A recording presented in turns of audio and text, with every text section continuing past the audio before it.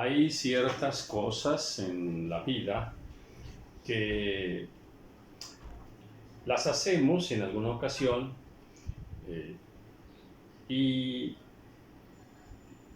se disfrutan, te gusta aquello. Luego pasa el tiempo y hay la oportunidad de volver a repetir aquella actividad y muchas veces ya no quieres, dices, no, ya no. Por ejemplo, vas a visitar alguna ciudad la primera vez y vas a ciertos lugares, aquel museo, aquella plaza, vas a ciertos lugares. Y bueno, pues te la pasas muy bien, pero luego, años después, vuelves a ir a la misma ciudad y ya no quieres ir otra vez a los mismos lugares. Quizás a 2 o 3 sí, pero a los más ya no quieres ir. No, no, vamos a otra parte. Ahí ya conozco, ya fuimos la primera vez. Sucede también en casos de restaurantes y comidas también. A veces no quieres repetir las mismas comidas. ¿Lees algún libro? Yo era muy lector de muchos libros. Y bueno, y encuentras cosas interesantes, te metes en la trama del libro, aprendes cosas y hasta ahí. Comentas el libro, lo guardas en un anaquel por ahí especial, pero ya después ya no te dan ganas de volver a leer ese libro. Ya te quedas con lo que al principio aprendiste y ya no más, hasta ahí. Ves una película y normalmente, ¿verdad? Normalmente la ves y del género que sea, género que te guste, igual, qué bien, qué bonito, todo eso, pero luego ahí está la película y ya no sientes lo mismo si la llegas a ver por segunda vez. Claro que hay algunos fanáticos, como era yo, un fanático del cine, que por ahí se atreven a ver aquella misma película 3 o 4 veces, en fin. Pero los más no. Ves la película y ya, y la vuelven a proyectar por ahí y no, dicen, no, esa ya no.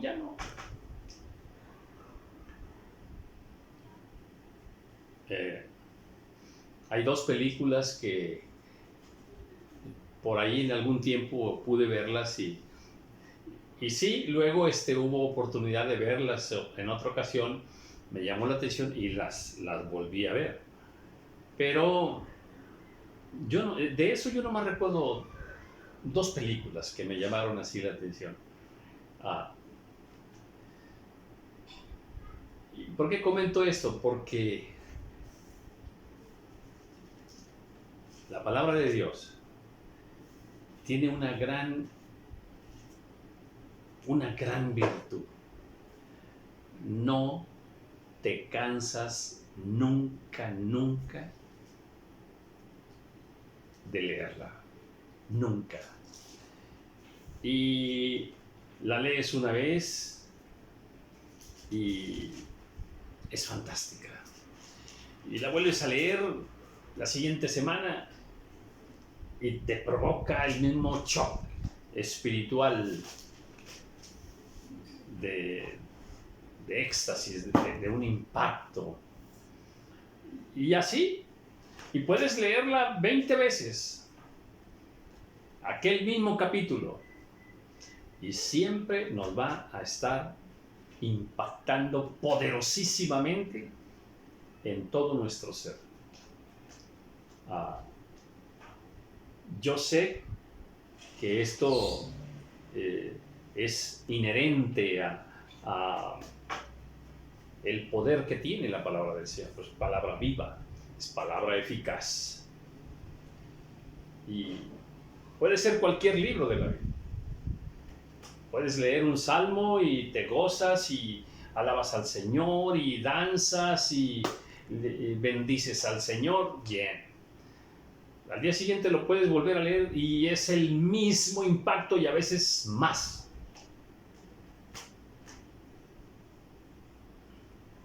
A mí me pasa con toda la Biblia, con toda la Biblia.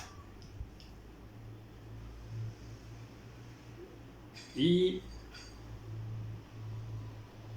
no sé cuántas veces he leído Primera de Timoteo y Segunda de Timoteo, pero amo esta palabra. Voy a estar leyendo Primera y Segunda de Timoteo y llamaré estos videos Los Timoteos. Ya estoy ansioso por comenzar. Palabra por palabra. Y muchos de estos versículos en lo personal se los puedo decir de memoria, pero ese es otro punto muy lindo, a medida que uno lee y lee y lee y vuelves a leer y meditas en la palabra y escuchas ese versículo o todo ese capítulo lo escuchas desde el púlpito o pones una grabadora y bueno, a lo mejor eso ya no, yo ya estoy muy desconectado de todas las cosas modernas, pero tú me entiendes lo que quiero decir, ¿no? En aquel tiempo pues ponías la grabadora y ahí estás escuchando y escuchando y escuchando, o en el carro, ahí vas escuchando aquel capítulo, aquel libro, puede ser un evangelio, en fin, el Apocalipsis, y vas impactado. Entonces voy a estar comentando Primera y Segunda de Timoteo. Yo espero que pueda bendecir tu vida y pueda edificar tu vida. Amén. Bien. Pablo, apóstol de Jesucristo, por mandato de Dios, nuestro Salvador, y del Señor Jesucristo, nuestra esperanza. Pablo pues escribe estas cartas que llamamos cartas paulinas, y esta carta, bueno, pues dirigida pues a Timoteo, y esta expresión primera de Pablo, apóstol de Jesucristo, tenemos que revalorar el concepto de apóstol. Tenemos que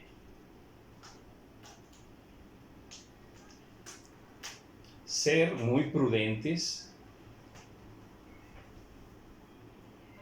en el manejo de esta palabra, el apóstol. Ya se desgastó mucho, ya se comercializó mucho la palabra apóstol, ya se ha degenerado la palabra apóstol, al menos en el sentido que nosotros le damos, ¿ok? En el sentido que Dios le da, la palabra apóstol sigue siendo perfecta, no cambia. Pablo, apóstol de Jesucristo. Así es que conviene mucho, sería muy conveniente, muy interesante que el cuerpo de Cristo en general, de todas las denominaciones, fuesen serios, muy serios, en reconsiderar lo que significa ser apóstol. De entrada, obviamente, conozco que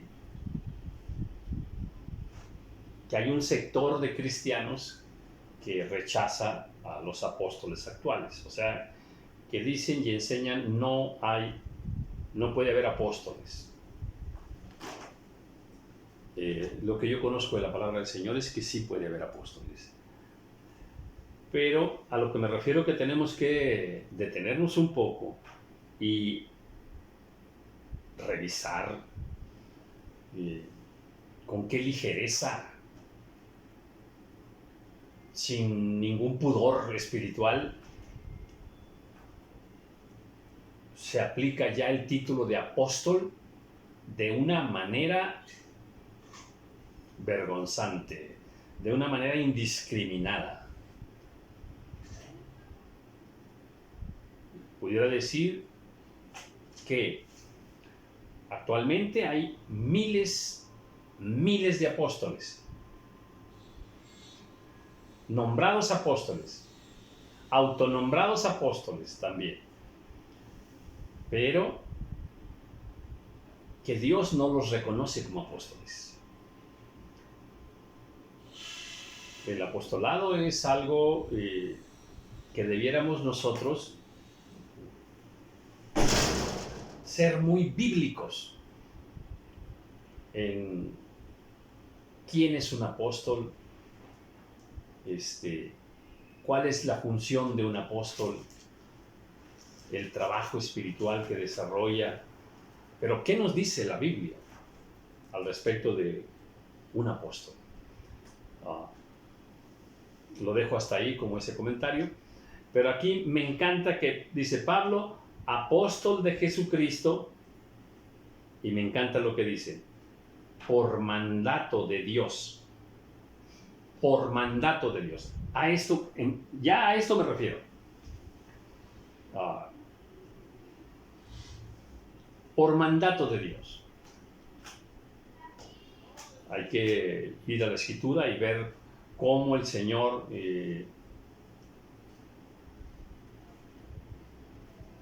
escogía a los hombres para el apostolado, porque actualmente no se hace así,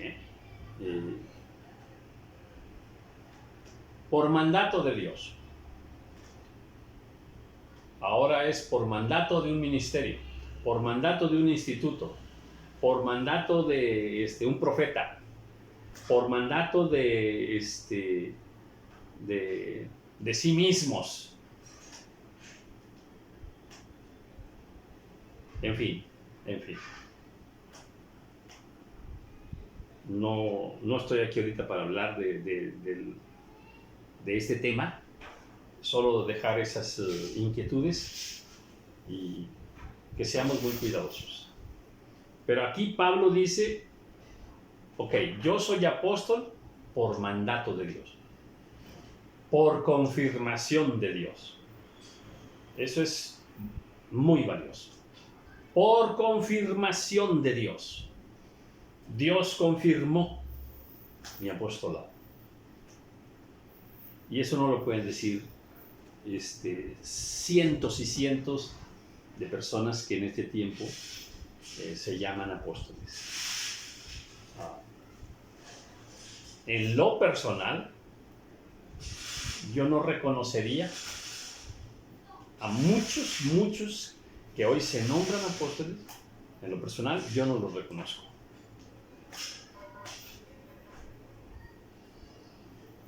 Por mandato de Dios nuestro Salvador. Bueno, fíjense que la palabra Salvador normalmente la referimos a nuestro Señor Jesucristo. Cristo es el Salvador, Jesús es el Salvador, sí. Pero no olvidemos que Dios es trino. Y que una de las funciones que Dios Padre, al quien nombra aquí primero Pablo, ¿verdad? Por mandato de Dios, nuestro Salvador. Aquí a Dios también lo nombra Salvador. Lo diré de otra manera. A nosotros nos salvó Dios Padre. Y también nos salvó nuestro Señor Jesucristo. O sea, Jesús es el Salvador. Sí, amén. Bueno, Dios Padre es el Salvador. Sí, amén.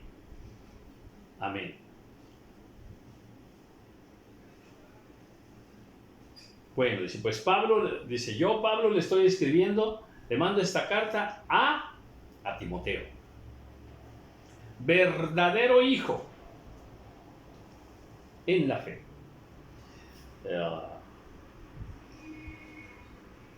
¿Cómo le llama Pablo aquí a Timoteo?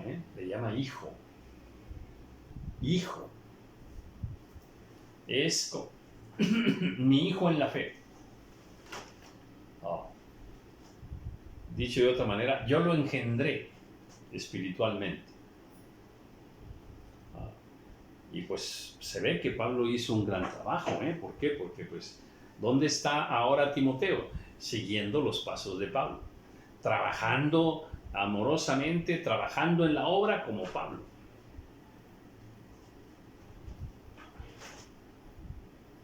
Pablo a Timoteo, verdadero hijo. Esta es otra expresión digna de detenerse. Verdadero hijo. Porque hay hijos que son muy hijos. O sea, no son tan verdaderos hijos. Se puede, sí. O sea que, déjame decirlo de otra manera. En una congregación hay muchos hijos de Dios. O sea, digamos, todos son hijos de Dios. Bueno, sí. Pero unos son verdaderos hijos de Dios. Y otros no son tan verdaderos hijos de Dios. Eso es lo que quiero decir. Que me encanta que el Espíritu Santo le dictó a Pablo esta palabra de verdadero. O sea que hay hijos falsos, no tan fieles. Hay cristianos mentirosos, hipócritas. Pero también hay verdaderos cristianos, verdaderos hijos de Dios en la fe. Y nosotros a veces cometemos un error. Si aquella persona la conocemos y se presenta ante nosotros como cristiano o cristiana, ya lo aceptamos así de facto como verdadera cristiana, verdadero hijo de Dios. No. Habrá que esperar a ver su testimonio, esperar a ver los frutos y todo lo que conocemos. Pero eso pasa con los apóstoles. Recordemos que la Escritura dice, y has probado, allá en Apocalipsis, y has probado a los que se dicen ser apóstoles y no son. Entonces, no seas tan rápido para aceptar a cualquier cristiano como verdadero hijo de Dios. O sea, seamos cautelosos. No seamos tan inocentes. No.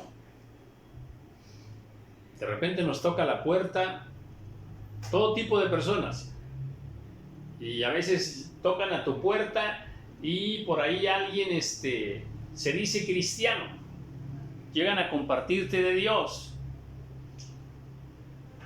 Y muchos, está bien, son verdaderos hijos. Pero hay otros que son verdaderos hijos. Entonces, no seamos tan confianzudos. Es un error creerles a todos. No debemos hacer eso. Pero Timoteo sí es verdadero hijo en la fe.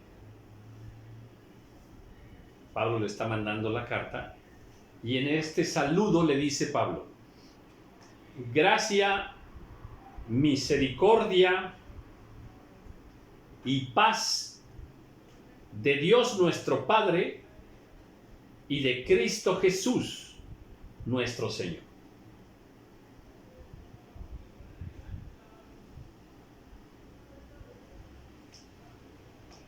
Tres palabras de un gran impacto. Gracia. En este saludo, que es un saludo muy profundo, El apóstol Pablo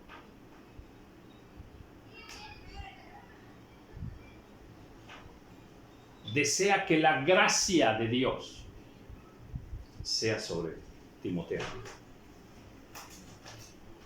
Desea que la misericordia de Dios sea sobre Timoteo. Y desea también Pablo que la paz de Dios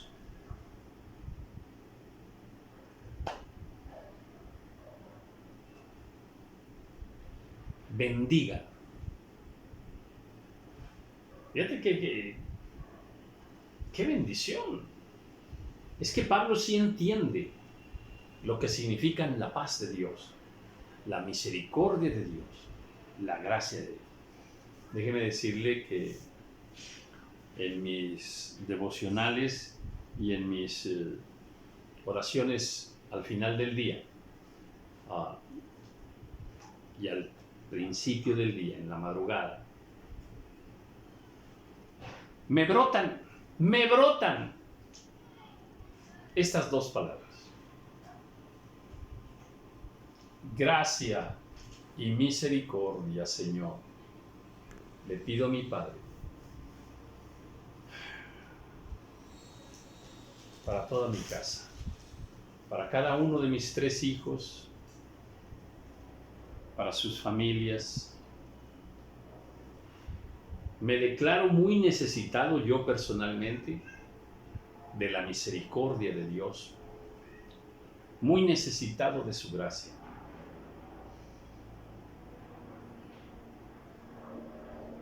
Para poder vivir se necesita la gracia de Dios y la misericordia del Señor. Si no, no podemos vivir. Y pido esa gracia y misericordia sobre mí, sobre mi esposa, sobre mis hijos.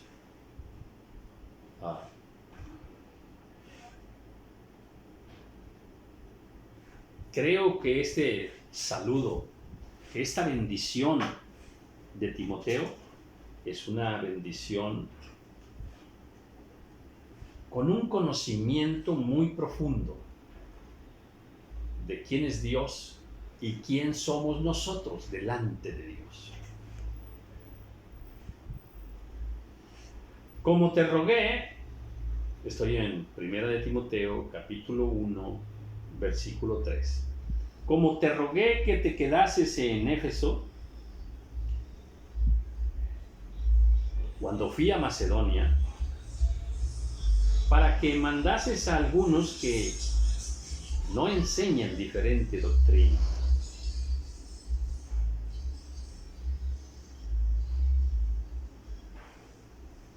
Aquí tenemos una función apostólica, un trabajo apostólico de Pablo. Estaba al tanto de la doctrina. ¿Okay? Le dice a Timoteo: mira, cuando fui a Macedonia, te pedí que te quedases allí en Éfeso. ¿Cómo andaba él supervisando las iglesias en los diferentes pueblos? Y cómo él andaba estableciendo personas al ministerio, como en este caso a Timoteo, y le dice: te rogué que te quedases en Éfeso. Y le da un trabajo. Revisa la doctrina que se está enseñando por ahí. Cuida la doctrina. Hay otra escritura donde también se lo dice. Ten cuidado de ti mismo y de la doctrina, le dice. Para que mandases a algunos que no enseñen diferente doctrina.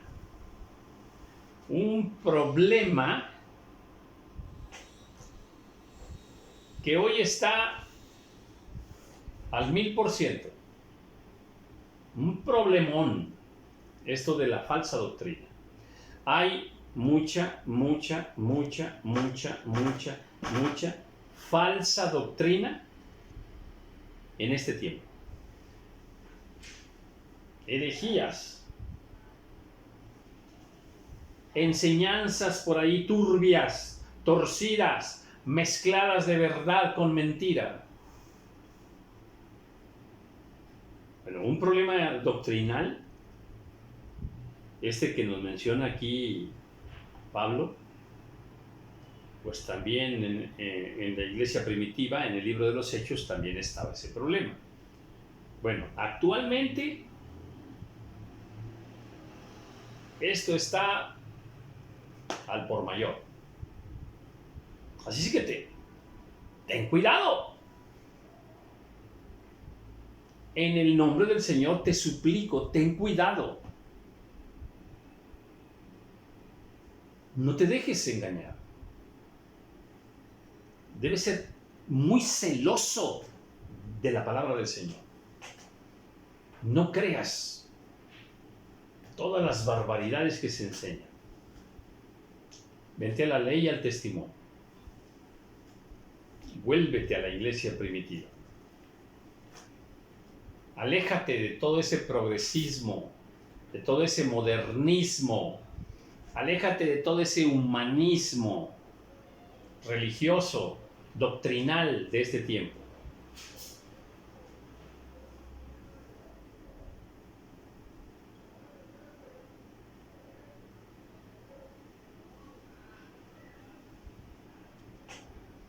Ten cuidado. Ni presten atención a fábulas y genealogías. Fíjate bien. No prestes atención. Hay en las redes, está muy degenerada la doctrina. No prestes atención. Pablo le dice, no presten atención a fábulas y genealogías interminables que acarrean disputas, pleitos, divisiones. Dice, más bien que edificación de Dios, que es por fe. Así te encargo ahora. Bueno, déjame decirte yo, amado hermano, amada hermana, ahí te encargo, ten cuidado.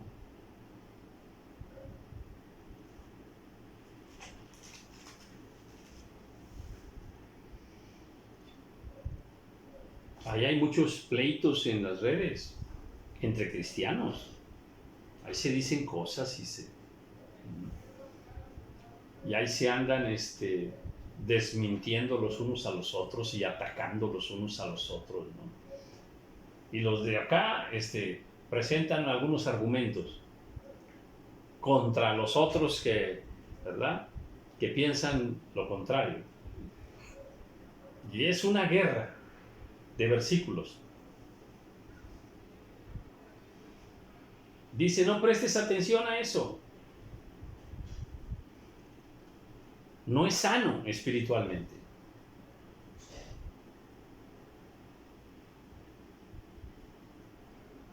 Lo que va a traer son pleitos. Dice, en esos pleitos, en esas guerras doctrinales, dice, no hay edificación.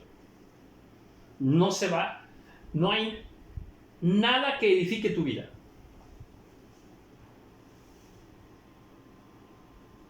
No hay nada que edifique tu vida. Hay lucimiento personal, hay vanagloria, hay soberbia, hay mentira, hay división, hay pecado.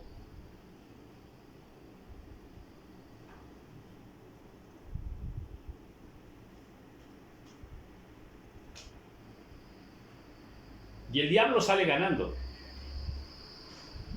Y los oyentes, los que ven todo eso, pues ya sabes, terminan diciendo, no, hombre, pues si estos que son hermanos, mira nomás cómo se están diciendo, cómo se andan echando. No, pues yo por eso mejor andar así como estos hay. O sea, no edifica. No te edifica a ti. No edifica a los que están presenciando todo eso.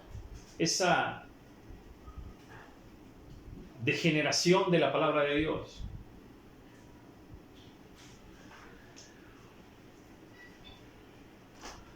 Y luego me encanta donde Pablo dice, déjame decirte por qué te estoy pidiendo esto.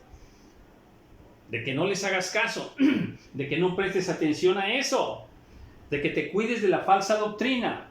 Te voy a decir por qué. Uno, porque no hay edificación. Y luego dice, pues el propósito de este mandamiento, o sea, Timoteo, te pedí que te quedaras en Éfeso para que cuides la falsa doctrina. Aprende, enseña nada más la doctrina correcta que está en la Biblia y que tiene suficiente argumento bíblico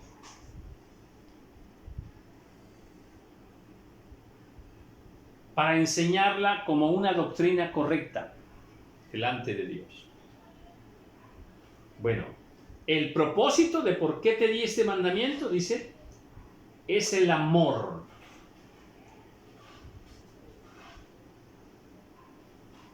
Pablo le está diciendo, yo amo la iglesia y sé que está en peligro porque por ahí hay doctrinas ya muy equivocadas. Se andan enseñando cosas malas. Para que mandases a algunos que no enseñen diferente doctrina. Yo me imagino a Timoteo que fue a una iglesia y ahí estuvo al tanto y ya vio quién andaba enseñando mal. Y entonces que Timoteo le dijo, oye, ven, quiero hablar contigo. No andes enseñando eso. Esa no es una doctrina correcta. No andes enseñando eso. A ver, tú también ven. Y tú en otra iglesia, en otro ministerio, ven. En las iglesias en las que el apóstol Pablo tenía autoridad. Era la cobertura espiritual. Dice, habla con ellos, les dice Pablo. Habla con ellos. Diles que no anden enseñando mala doctrina. Dice el apóstol, dice, ¿sabes por qué te mandé eso? Porque yo me doy cuenta que la iglesia está en peligro y yo amo a la iglesia.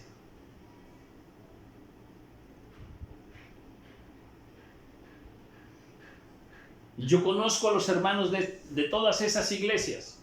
Los conozco, los amo y quiero cuidarlos. El propósito de este mandamiento es el amor. O sea, lo hago por amor. Y eso cambia todo, ¿eh? Eso cambia todo. Cuando todo lo que hacemos, lo hacemos con amor. Lo hacemos por amor, por un amor verdadero. Si damos, como dice Corintios, ¿verdad? Si das y no tienes amor, de nada te sirve. Entonces, todo lo que hagamos hay que hacerlo con amor, por amor. Por amor.